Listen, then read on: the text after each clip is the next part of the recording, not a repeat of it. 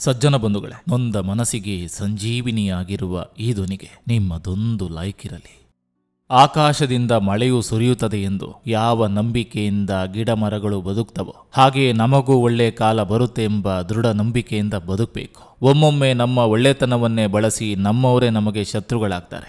ಆದ್ದರಿಂದ ಅಗತ್ಯಕ್ಕಿಂತ ಅತಿಯಾದ ಒಳ್ಳೆತನ ಒಳ್ಳೆಯದಲ್ಲ.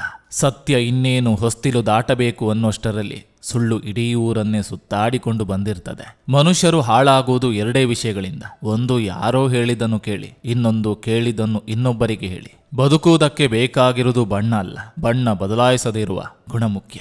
ನಮ್ಮ ನೆರಳೇ ನಮ್ಮನ್ನು ಕತ್ತಲಾದಾಗ ಬಿಟ್ಟು ಹೋಗುವಾಗ ಇನ್ನು ಬೇರೆಯವರು ನಮ್ಮ ಜೊತೆ ಯಾವಾಗಲೂ ಇರುತ್ತಾರೆ ಎಂದು ನಿರೀಕ್ಷೆ ಮಾಡುವುದು ಮೂರ್ಖತನ.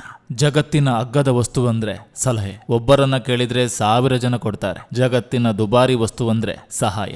1000 ಜನರನ್ನು ಕೇಳಿದಾಗ ಒಬ್ಬರು ಮಾಡ್ತಾರೆ. ಅಹಂಕಾರವು ಒಂದು ಮಾನಸಿಕ ಕಾಯಿಲೆಯಾಗಿದ್ದು ಇದಕ್ಕೆ ಚಿಕಿತ್ಸೆಯನ್ನು ಪ್ರಕೃತಿ ಮತ್ತು ಸಮಯ ಮಾತ್ರ ಕೊಡ್ತದೆ. ಸಮಯ, ಅಧಿಕಾರ, ಹಣ ಹಾಗೂ ಶರೀರ ನಮಗೆ ಜೀವನದ ಎಲ್ಲಾ ಸಮಯಗಳಲ್ಲಿ ನಮ್ಮ ಪರವಾಗಿ ಇರುವುದಿಲ್ಲ. ಆದರೆ ಪ್ರಾಮಾಣಿಕತೆ, ಒಳ್ಳೆಯ ನಡತೆ, ಒಳ್ಳೆಯ ತಿಳುವಳಿಕೆ, ಒಳ್ಳೆಯ ಮನಸ್ಸುಗಳು ಯಾವಾಗಲೂ ನಮ್ಮ ಪರವಾಗಿರುತ್ತದೆ. ಅಮ್ಮ ಗುರುವು ಹೌದು, ಅಮ್ಮ ಗೆಳತಿ ಹೌದು, ಅಮ್ಮ ದೈವವೂ ಹೌದು. ಅಮ್ಮನಿಲ್ಲದ ಸ್ಥಾನ ತುಂಬೋದು, ಆದರೆ ಅಮ್ಮನ ಸ್ಥಾನವನ್ನು ಯಾರು ತುಂಬಲು ಸಾಧ್ಯವಿಲ್ಲ.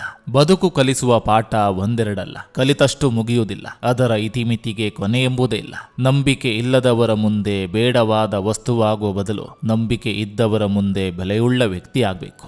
ಸಜ್ಜನ ಬಂಧುಗಳೇ, ಇದು ಇಂದಿನ ಸಂಚಿಕೆ ಅಂತ ಹೇಳ್ತಾ, ಈ ಸಂಚಿಕೆ ನಿಮ್ಗೆ ಇಷ್ಟವಾಗಿದ್ರೆ ದಯವಿಟ್ಟು ಒಂದು ಲೈಕ್ ಮಾಡಿ, ಜೊತೆಗೊಂದು ಕಮೆಂಟ್ ಮಾಡಿ. ಮತ್ತೆ ಮುಂದಿನ ಸಂಚಿಕೆಯೊಂದಿಗೆ ಅತಿ ಶೀಘ್ರದಲ್ಲಿ ನಿಮ್ಮನ್ನ ಭೇಟಿಯಾಗ್ತೇನೆ. ನಿಮ್ಮೆಲ್ಲರ ಮನಸ್ಸು ಪ್ರಶಾಂತವಾಗಿರಲಿ ಅನ್ನೋದು ಈ ವಾಹಿನಿಯ ಉದ್ದೇಶ.